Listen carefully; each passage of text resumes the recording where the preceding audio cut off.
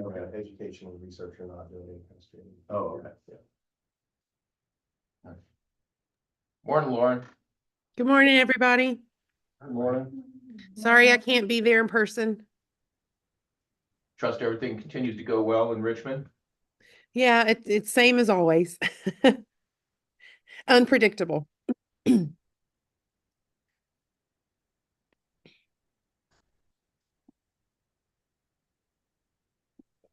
Are we on yet? You all are live now. Okay, great. I'll go ahead and call the meeting to order of the Facilities Committee. Welcome, everybody, and you should have seen an agenda as well as minutes from our previous meeting in the meeting packet for the board today. So our first order of business is approval of minutes from our November meeting. We did not have a quorum at the November meeting, but I'll take a motion to approve those. Or if there are any comments. Is there a physical quorum in the room for board members? I think there's, We have 3, right, and how many do we have on the committee? I think there's 3 on the, are you officially on the Facilities Committee? I You're think sitting- I've always been on the committee, Yeah. but maybe I'm not anymore. I don't know if you changed them. Do you have the committee roster before I start guessing? I've always come. Thank you for catching me on that, yeah. I'll probably continue to come. Facilities, Tom, Jennifer Burnett, Cord, Jennifer. Lauren Woodson Hall. So we have, Okay, well, yeah, you're lacking. we're lacking a quorum, so we can't conduct any business. So we're staying on tune with our previous meeting where we didn't have a quorum. So Thanks. we'll go ahead and just make this an informational meeting then. And move to our ongoing projects. So an update on Douglas Avenue and Starling Avenue and Sure. Waynesboro. All right, so the Douglas Avenue project, there really isn't much of an update. We saw the contracts, or I should say the proposals for scope of work and so forth. So that is in Richmond somewhere. So we should be receiving approvals for that. So this would be an approximate $50,000 project to determine scope of work. And the other part of that is that the architect has agreed to come and be part of the tour of the Douglas facility when the AAM reaccreditation site team comes to visit, which it'll be good because it'll lend a certain level of, I don't know, confidence that, yeah, this is a project we're taking seriously moving forward. What's this new chunk of money for? What's The 50,000, what is that? Oh, for scope of work. For scope of work for, For what's going to come up next. So it's going to be, it'll end up detailing in 2 parts. We won't pay for it all at once. It will be the HVAC, electric, plumbing, building envelope. Am I missing anything, Ryan? No, just the sort of guts of it, Yeah. and with the detailed work to follow. Yeah, so it's going to be broken up into 2 parts, just so that it follows our funding through maintenance reserve. Probably a 2 to 3 year project once the scope of work is determined. Starling Avenue, Tom, I would like to, we're going to go into closed session for various reasons during the full board meeting. And I would like to discuss the pavilion and its progress or lack thereof there, rather than in a public situation. Okay, All right, so. okay, so we'll have to remember to bring that up when Yeah. we do go into closed session, that'll be something on our agenda. You can go and look. What's up is looking good. Yeah. You know, we don't have a problem with the work done. It's really the pace. Yeah. So I'd like Okay. to discuss that in more detail there. Sure. Well, Joe, I think it's safe to say there's, once the work resumes, there's about 2 weeks left of actual work, if that. Yeah. It's Yeah, I primarily- don't understand it. It should be a long process once they get started. Okay, so we'll reserve that discussion for our closed session with the board. Thank you. The Young Explorers Center. Ryan, you want to give it Sure. a So we, next step is either agency transfer or surplus of the shelving in the library space, former library space. So right now it's currently out on the state system for surplus. In other words, it's posted for sale, basically. And right now, we're going the route of making it public available to anybody who wants to bid on it. So we're in the second round. Our fiscal office did a good job researching and posting it sort of at the high level. I think we've had some interest, no bids yet, and if it closes at this price range, then we'll repost it again for a lower price. But it really doesn't cost us anything. Whatever the final price is for acquisition, they also have to pay for removal. They're a professional firm, so for our part, it's just providing access to get it out of here. Will we get any money? It depends on the final. Right now, it's put out for, I think 75,000. But whoever gets it not only pays 75, but roughly 20,000 more for removal. But So that we comes would to get that, us, we would not get the state. 75. Yeah, Yeah. okay. It was purchased through bond funds, but the age of it was determined to be that we could keep that money. But, so. Yeah, so more to come on that. Maybe another month or so of posting, and we'll see what kind of responses we get and go from there. But the removal shouldn't take long. Going through whatever firm they choose, maybe a month of work to remove it. Does the room then need like rehabbing or is there carpet under there? I mean, is it in good shape or it's gotta all be completely like gutted? It's carpet and there are tracks where the shelving Wow. goes, but it's in good shape. It's got relatively little traffic compared to other spaces in the museum. The rails are very narrow. Right. So, we can just sequester that with carpeting, so there's carpet, squares right now. So we probably just follow suit from just, like I said, sequestering it. So pretty usable once the stuff is gone. Yeah, I mean, I envision getting, someone with, more interior decorating taste than me and, give it a colorful paint job. Otherwise, it should be good to go. It has an emergency exit. And the only other part of it, we're not thinking about it right away, but it would be nice there's a side room, it's called the Conservation Lab. And there is behind that a closet for the old cafe. So it would be nice to make a connecting situation with the box office. So that would be down the line once we get the place operational.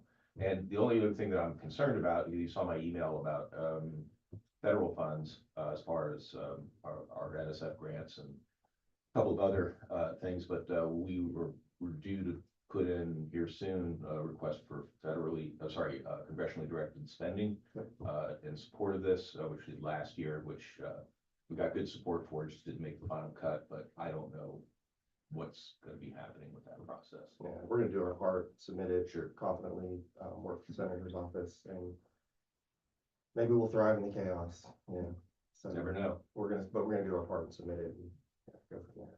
Yeah, we already have it written. We're just going to update the proposal from last time. So And remind me, how large is that space? Roughly 1,700 for the main space and then a couple hundred more for the workroom. And so from the time it's emptied out with the shelving to the time it transitions into the Young Explorer Center, it'll be a really good multi-use space for festivals, for events, so it's going to be hugely beneficial. When you put the request in for the congressional funding, I know you mentioned the senator's office. Can you put one in with the congressman's office too? Is it taboo to ask for both? Not that I'm aware of. I think that we would welcome that. I just might recommend, if the Senate side and I think the two pots of money are separate, so it might be worthwhile to reach out to both.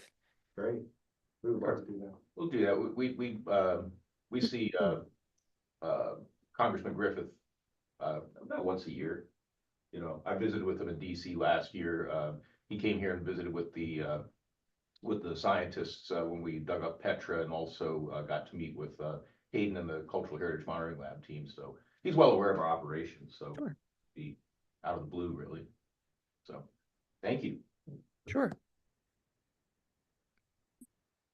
And then there's an item, driveway maintenance. Yeah, that's the most exciting part. Yeah. There's a new layer of tar. Okay. Yeah, and unfortunately, weather kind of jammed us up, so some of the lines didn't get painted, and then the ones that did, they're gonna have to redo them, and they know it. So, Why are they gonna have to redo them? They're just. I guess with the cold, the paints on the tar just didn't stay. Mhm. So people are driving over it, and the arrows and lines are getting smaller. They've agreed to fix it. They, We're pushing them. there was a meeting, basically, we're not gonna sign off on it being completed until it's complete. Yeah. So there was a meeting last week and, folks here went over all the checklist, so they're aware of it. And, follow it. Yeah. Before we sign. Any other questions about Starling Avenue? I have a random question. So, I think some people are aware, we just had this whole water situation in Richmond where the water treatment plant went down and everything was without water for like 4 days. And then when the water started back up, it was contaminated still and you had to boil it and whatever. And so at our building in Richmond at Dominion, a number of our things got contaminated and had to be cleaned, like the drink machine had bad water in it and it sat there and made ice. And so anyway, it had to be decontaminated. So, I know this is a very random topic, but if anything like that were to ever happen here, is there anything the museum should do to think about not having all of their important stuff that uses water contaminated? Such that it's expensive to fix or clean out? I know that's a Gosh, very yeah, random question. I don't know how prepared I am to answer that. I And will, maybe we shouldn't even answer it. I just was Yeah. something to think about. yeah. Um, Well, I'll give you an example. The water main on Oakdale, did we even close for that? We did, Yeah, we were, it that's was right. 2 days, I think, just, we were really cautious about it. That's right. Yeah. That's right. We did remote work for a couple of days, but the water main out in Oakdale Street broke. And we worked with this, we reported it. It was freezing. It was creating an ice skating rink, which wasn't good for anything. So the city was gonna come and, I don't remember the details, but basically we decided to shut the water pump down to prevent any of that sedimentation, right. from getting into our system. So we let them make the fix, get the water rolling, patch it, and then we waited, I think, a whole day, Mhm. before we let ever the turned the system pumps. flush. Yeah. So maybe that's the answer. If you know, we didn't know. Yeah, but, and that's, Yeah. you know, there could be a disaster like that. I don't know what the protocol would be. So something to Because think we do have an ice machine, we do have our public drinking fountains and stuff. Across the way, I'm not aware, I mean, if anyone's using distilled water, we don't have a water distillation system, so that's gonna be bottled. Okay, And well, so if you just forth, have like regular use for water, I think it's not a big deal. I'll talk with Tim about it. That's not a bad thing to at least know. We can also, Apparently, it can happen. we can also check our continuation of operation plan, Yeah. which is pretty detailed, so, I don't exactly have it memorized. And if we would not have been proactive and shut down, there could have been serious damage to the system Yeah, through all the sediments, so it's good Right. of our team to be proactive. okay, good. Anything else about Starling Avenue? No, the place is in good shape. I'm in the market potentially for a electric vehicle, so I may take advantage of the charging stations. Absolutely. Used ones are really good prices right now. Why? VMNH Waynesboro Mobile Science Outreach Trailer, that's a mouthful. Yeah, it's still ongoing. Tim has, communicated with, a firm in Baltimore that has expertise. This is the same firm that worked on the trailer before when it was with PMFA. Mhm. So they're working out the details. They have to come and do a full evaluation and provide a proposal to us. Honestly, I don't know what the timeline is at this point. It could impact, just for future consideration. It could impact, say, Waynesboro River Fest, just a bit, because I think what they have to do, and I don't have this confirmed yet, they're gonna have to actually haul that thing away. Right, and it's still sitting there as far as I can, It's still. it's still sitting in the parking lot, Yeah. or next to the parking lot. We're gonna like completely revamp it. Is that what's going on? We have maintenance reserve funds, Mhm. that was specified for it, so, right now, the slide, I mean, that, the slide won't go in, you know, so you have the slide that butts out and, gives you 50% more space on the inside. But, you know something's happening, but it won't go all the way in, and, so that has to be examined. The lighting, I don't know what the MFA was doing. We're very grateful for what they did, right? But they clearly were trying to remove some of the lighting and didn't quite work out. So, we've installed our own lighting, but that's kind of just what we did at Lowe's. You know, Tom, you were there, Mhm. right? And all that. So there's a few things that have to be done, to go with the HVAC and, the hydraulics are the big thing though. And we'll probably need new tires. And some of the raffles coming loose, as I shared with you, so I Yeah. think that's being worked on too, or plans for that, or. So we've talked to the vendor and, they need to wait till it warms up more. Right. Part of the problem was that it was installed during cold weather as well, so, Mhm. but they're aware of it and they're gonna, hopefully go up there within the next month, once it starts warming up. Okay. Does it look bad such that people are complaining or something like that? No, it's on one corner and it kind of bubbled when there was a lot of water that got behind it, and so you can kind of see that, and then it burst in a couple places, but it's not as noticeable. I I mean, we mean, don't wanna upset people. you'd in have to Waynesboro. look, you'd have to look Okay, hard at okay. it to see it. It's just gonna get worse too. So, yeah, best to nip it in the bud. What about the trail that Dominion gave money for? How's that Oh, going? yeah, The thank signage? you. 'Cause we probably need to provide an update to Dominion. Okay, I can do that. So, we've got, content, Parks and Rec is providing their part of it, to make it specific for that trail. We've determined, the 3D prints that are gonna augment some of the stations. And so, we are going to give 3D print shop access to the specimens that represent the topics, and they're gonna do the 3D scans. That should actually go, pretty easily, I think. And, we have a vendor, lined up, and Parks and Rec, once they get the signs, they say it'll take them about a week to install everything. And that reminds me, one thing that's being considered right now, Parks and Rec floated the idea. So we had talked about doing, kind of having the project completion date tie in with Riverfest.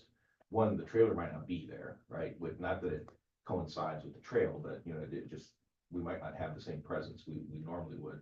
But they had proposed, and I said we would have to talk to Dominion about this, that they're gonna do a full ribbon cutting for the South River Preserve. Is that August? Yeah, July or August. Okay. Yeah. So, a couple of 3 months after Riverfest, and they were gonna make a big deal about it, and they were worried about doing the announcement for the trail, would get swallowed up by the big event, whereas they do a ribbon cutting for everything, including Dominion's part, we could more easily highlight it, so. Let's just give Dominion an update and ask. Okay, all right, let me pull something together. I'm out of town next week, so, the week after I'll communicate with you and we'll make sure it gets to the right people. Great, thank you. Last, I don't know, paying attention to our time, the last item is future considerations, proposed staff evaluation of collection space needs. I think that's probably coming out of research and collections. 100%, yeah, it just relates to us here, so, we already have a general idea of where we're, lacking space or, possibilities of expansion of collections and so forth, but we're gonna have it, more formalized, and that will really be handled through research and collections. With help from the science, the curators and the science director, is that where it's coming from, or is it? No, they're gonna do it, Yeah, okay. exactly. So they're gonna provide the board with a report, giving the details of each of the main collection areas and where we're gonna be lacking space. We already do or foresee in the coming years running out. Right. So this will be used for justification for a future proposed addition to this building, as well as use of Douglas Avenue. So So is Ben spearheading that then, or where is the report coming from? that will come from the research and collections staff with Ben overseeing. Okay. When Douglas Avenue is so big, if we're redoing it, wouldn't that suffice for collecting for a zillion things? For storing? it? Yes. I can only say that there's some specific space requirements for things like the DNA samples and Mm. stuff that may not fit What? in the Douglas Avenue space. I was actually gonna propose to the staff that we move the genetic collection over to Douglas Avenue. Okay, So but it will take an upgrade then, right? I mean, in terms of, I think we'll have to have a little bit of electrical work done because you can't just plug those cryogenic freezers into the wall. Right, but that's pretty minor. right, So, but it would just make sense to me because the internal environment that the freezer produces, and they're all on alarms, and we're upgrading the alarm system over there, so it'll all be connected. So if a freezer went down, you get a notification on your phone. and there's a backup generator or something like that over there? Mhm. So, but that's just a proposal. That's something that the scientists have to agree with. So, the board has a little bit of work that's gonna have to do, just what I'm hearing from discussions in the last couple of meetings.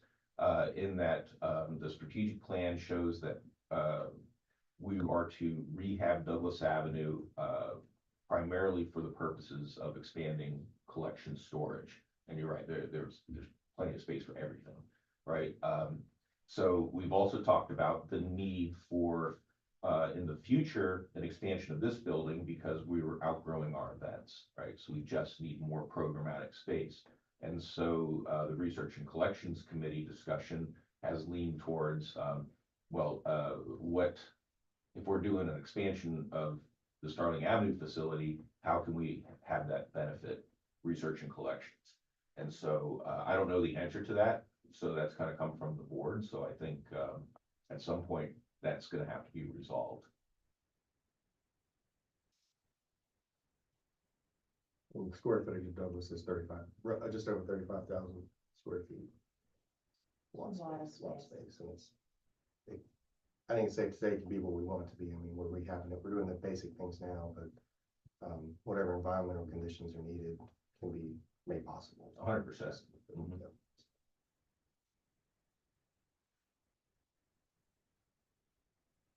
Any other discussion of items for the facilities committee?